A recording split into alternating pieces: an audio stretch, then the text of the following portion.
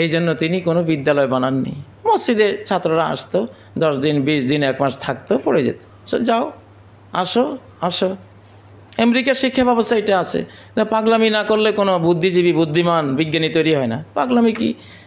বাংলাদেশে তো বয়স আছে সরকারি চাকরি, ওদের কোনো বয়স নেই, ওরা 60 বছরের সরকারি চাকরিতে ঢুকতে পারে। আমার মনে চাইছে আমি ম্যাট্রিক পর্যন্ত পড়লাম, স্বাধীন আমি, পরে আমি বিরতি দিলাম, পরে 20 বছর পরে গিয়ে আবার পরবর্তী ক্লাসে ভর্তি হলাম, অসুবিধা নেই। বিল গেটস আপনারা কি মনে করেন খুব বড় উচ্চশিক্ষিত? মোটেও না। বিশ্বের শিক্ষা ব্যবস্থা নবীজির দিকে চলে যাচ্ছে, আমি দেখতে পাচ্ছি। গুগলের একটা প্রিন্সিপাল অফিসার, বয়স 13 বছর, মাসে 2 কোটি টাকা বেতন। 13 বছরে কোন ক্লাসের ডিগ্রি প্রাপ্ত হয়েছে সে? বাঙালি ছেলে।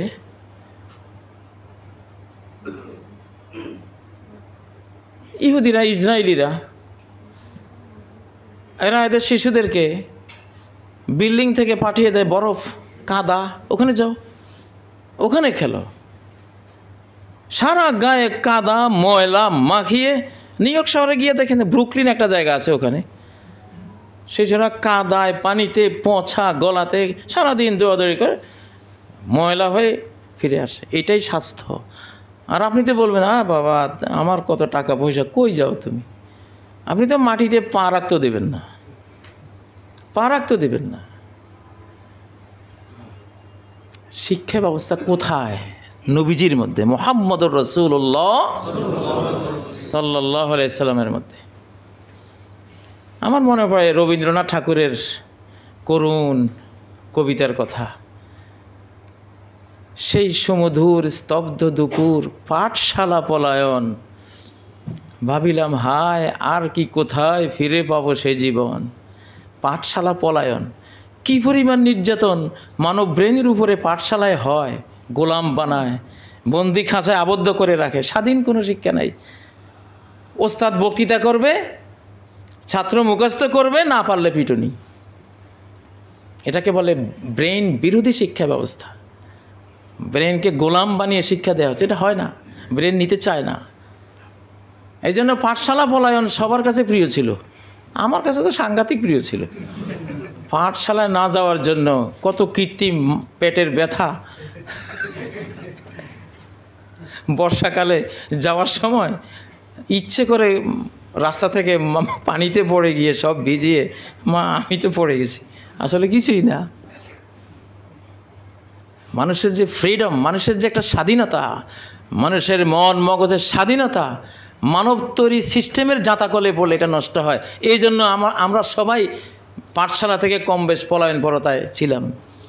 আচ্ছা, রবি ঠাকুরের আজ আমাদের ছুটিও ভাই, আজ আমাদের ছুটি, এটা তো আমরা সারা জীবনে এক ধরনের ব্যাখ্যা শুনছি যে উনি ছুটিকে খুব মহিমান্বিত করেছেন, ছুটি কত আনন্দদায়ক এসব। কিন্তু এখানে যে নির্যাতনের একটা করুণ সিনারিও আছে, সেটা কি জানছে? আজ আমাদের ছুটিও ভাই, আজ আমাদের ছুটি। কি মেঘের কোলে রোদ হেসেছে, বাদল গেছে টুটি। এই মেঘের কোলে রোদ হাসা মানে কি? এখানে মেঘ হলো বিদ্যালয়, আর রোদ হেসেছে মানে এই বিদ্যালয় থেকে মুক্তি পেলাম। বিদ্যালয়কে মেঘালয় বানিয়ে দিয়েছে। বিদ্যালয়ে টর্চারিং করে করে, প্রেসার দিয়ে দিয়ে, বাধ্য করে করে যে শিক্ষাটা দেয়া হয়, আজকে এখন আর ইউরোপে সে বিদ্যালয় নাই, আমেরিকায় নাই, হাসি খুশি আনন্দ, কোনো প্রেশার নাই। পরীক্ষা দাও, দিলে দাও, না দিলে নাই। বিশ্বের উন্নত দেশগুলিতে পরীক্ষা পদ্ধতি তুলে দিয়েছে তারা। নবীজির জীবনে আবু বকর, ওমর, ওসমানরা কয়টা পরীক্ষা দিয়েছে? কোন সাহাবী কয়টা পরীক্ষায় কী রেজাল্ট বলতে পারবেন? শিক্ষা ব্যবস্থা কাকে বলে? ইত্তেবায়ে রাসূল সাল্লাল্লাহু আলাইহি সাল্লাম, এখান থেকে শুরু করেন না।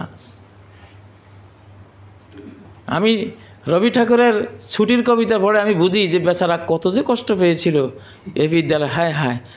আর এখান থেকে, এই বন্দিখানা থেকে মুক্তি পেয়ে কি আনন্দ পেয়েছিল। কেয়া পাতার নৌকো গড়ে সাজিয়ে দেব ফুলে, তাল দিঘিতে ভাসিয়ে দেব চলবে দুলে দুলে। চিন্তা করে দেখেন আনন্দটা কি।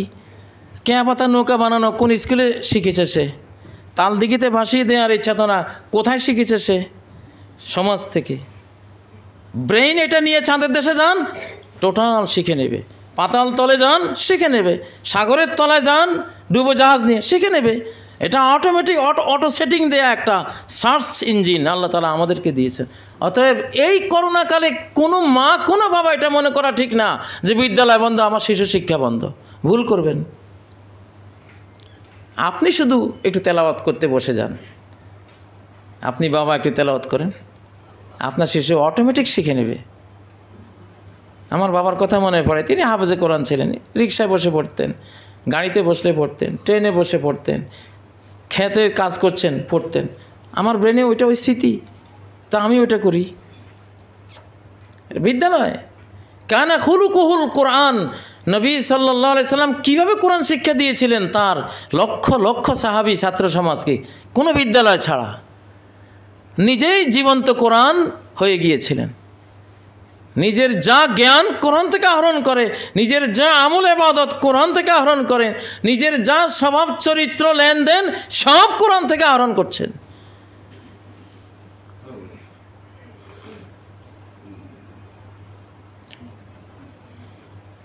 মানুষের ব্রেনে দুইটা স্মৃতিশালা থাকে, two different type of memory. দুইটা মেমোরি থাকে, একটা স্পটিয়াল মেমোরি, আরেকটা হলো জ্ঞানের কথা মুখস্থ রাখার মেমোরি। বিদ্যালয়ে বসে বসে ওস্তাদ চেয়ারে বসে বসে কখনো ঘুমাচ্ছেন, কখনো বলছেন, পড়ছেন, ছাত্র বেঞ্চে বসে আছে। এই পদ্ধতিতে শিক্ষা হয় কিছু, আধা আধি কিছু হয় আর কি, গোল্ডেন A+, এগুলো হয়। প্রকৃত শিক্ষা, প্রকৃত শিক্ষিত জনগোষ্ঠী কিন্তু খুব বেশি তৈরি হয় না, কারণ এগুলো মনে থাকে না। আর স্পটিয়াল মেমোরি এইখানে নাই। আমি একবার একটা সাইকেল অ্যাক্সিডেন্ট করেছিলাম। আমাকে শিশুকালে এক ছাত্র সাইকেলের সামনে বসিয়ে সে একটা মোড় পার হচ্ছে, খুব বড় ধরনের মোড়, বাঁক, কাত হয়ে পড়ে গেছে। আমি তার সাইকেলের নিচে, আমার নিচে হলো নারিকেলের মালা একটা। রাস্তার ওই মোড়টা, ওই সাইকেলটা, নারিকেলের মালাটা মিলে স্পটিয়াল এই মেমোরিটা, ওই ঘটনাটা এখনও আমি যেন জাজ্জল্যমান দেখতে পাচ্ছি। নবীজি এইভাবে শিখাতেন। ওনার ছাত্র আব্দুল্লাহ ইবনে ওমর তার কাঁধে হাত দিলেন। দেখেন কত বড় শিক্ষিত। উনি জানতেন যে স্পটিয়াল কোনো সিনারিও তার সামনে না থাকলে হাদিসটা, ঘটনাটা সে মনে রাখতে পারবে না। মানুষের আত্মার জন্য যেমন একটা বডি লাগে, জ্ঞানকে মুখস্থ করার জন্য একটা স্পট লাগে, স্থানকাল পাত্র লাগে। স্থানকাল পাত্রের কিছু ঘটনা সেখানে ঘটতে হয়। জন্য কোরআনে কারিমের প্রত্যেকটি আয়াতের শানে নজুল আছে। শানে নজুল, নাজিল হওয়ার সময়কালীন প্রেক্ষাপট, ঘটনাপঞ্জি। একজন মদ পান করেছে, তাকে কি শাস্তি দিতে হবে? আয়াত নাজিল হয়েছে, তাকে ধরা হলো, শাস্তি দেওয়া হলো, আয়াত বাস্তবায়ন করা হলো। ওই ঘটনাটার কারণে এই আয়াতটা চিরকাল মুখস্থ থেকে গেল। হোমিওপ্যাথি ওষুধ যেমন প্রিজারভেটিভ ছাড়া হয় না, ওষুধটাকে প্রিজারভেটিভের ভিতরে সংরক্ষণ করে, ঠিক জ্ঞানকে স্পটিয়াল মেমোরির ভিতরে সংরক্ষণ করতে হয়। আপনি ক্লাসে এই সুযোগটা কোথায় আছে? কম। নবী সাল্লাল্লাহু আলাইহি সাল্লাম একজনকে ধরলেন, আব্দুল্লাহ ইবনে মাসউদ, হাতে হাত দিলেন।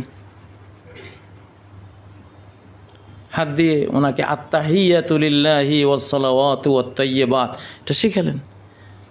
ইবনে মাসউদ চিরকাল এইভাবে হাদিসটা বর্ণনা করেছেন যে আল্লামানি রাসূলুল্লাহি সাল্লাল্লাহু আলাইহি ওয়াসাল্লাম আত-তাশাহুদ ইয়াদি বাইনা ইয়াদাইহি।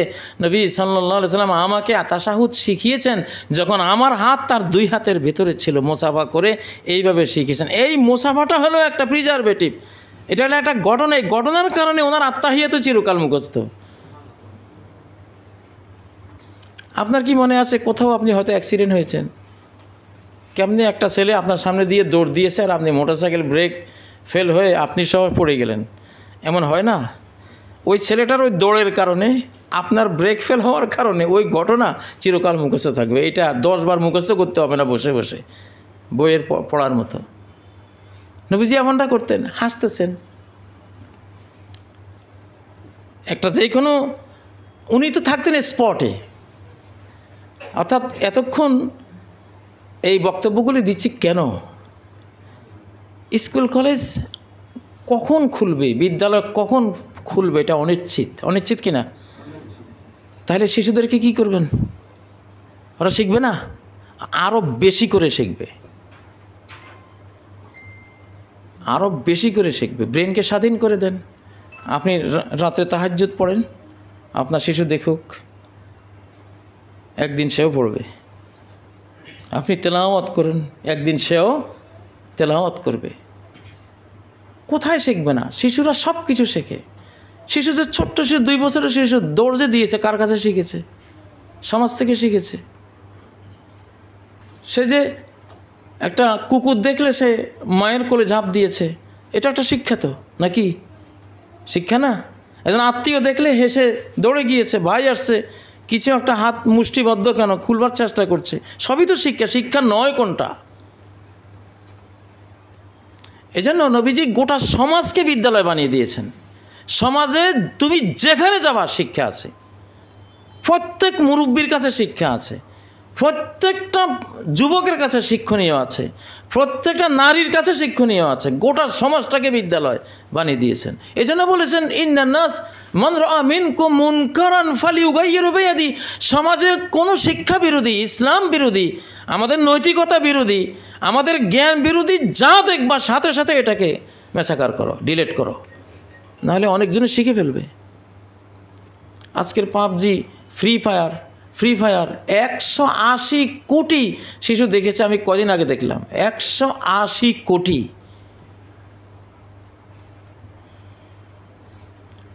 বিদ্যালয় লেগেছে না? যারা আজকে বিদ্যালয়গুলি বন্ধ করে রেখেছে, বন্ধ করে রেখে প্রচার মিডিয়ায় সমস্ত অশ্লীলতার সাইক্লোন বইয়ে দিয়েছে, তারা জানে মানব ব্রেনের বৈশিষ্ট্য কী। কিছুই লাগবে না, শুধু তুমি সাপ্লাই করো, ওরা নিয়ে নেবে। তো এই জন্য নবী সাল্লাল্লাহু আলাইহি সাল্লামকে যদি আমরা ফলো করি, ওনার শিক্ষা ব্যবস্থা আমরা দেখব গোটা সমাজটা কি বিদ্যালয়। আমাদের শিশুকালে আমরা দেখেছি কোনো যুবক মুরব্বীদের সামনে ধূমপান করতো না। সব মুরব্বীরা ধরবে, যার সামনে পড়বে সে ধরবে, জিজ্ঞাসা করবে তোমার বাড়ি কোথায়, বাবার নাম কি, ঠিকানা নিয়ে পরের দিন ওর বাবার সাথে বাজারে দেখা, কি পোলা তৈরি করছো, এই বয়সে বিড়ি খায়। এই ডরে তখন আমরা দেখতাম যুবকরা ধূমপান করার জন্য কোথায় যাইতো? জঙ্গলে, পুকুর পাড়ে কলা গাছের পাতা এইভাবে নিয়ে ওখানে ধূমপান করতো। ধূমপান করে কচি কলার পাতা মুখে চিবিয়ে এটা দুর্গন্ধ দূর করে তারপরে সমাজে আসতো। ধূমপান সমাজে স্বীকৃত না। সমাজ নামক স্কুলটা তাদেরকে জ্ঞানটা দিতে পেরেছিল। মদ দিয়া বা বাবা নেশা তো দূরে থাক, কল্পনাই করা যায় না। সিগারেটটাও তারা এইভাবে অনেক কষ্ট করে তারা ব্যবহার করেছিল। আজকে সমাজে বিদ্যা আছে। এই জন্যই ইসলামে বলা হয় সমাজে কোনো অন্যায়, কোনো অনাচার তুমি থাকতে দিও না, কোনো পাপ সমাজে থাকতে দিও না, কারণ এটা একটা বিদ্যালয়, এখান থেকে শিখবে।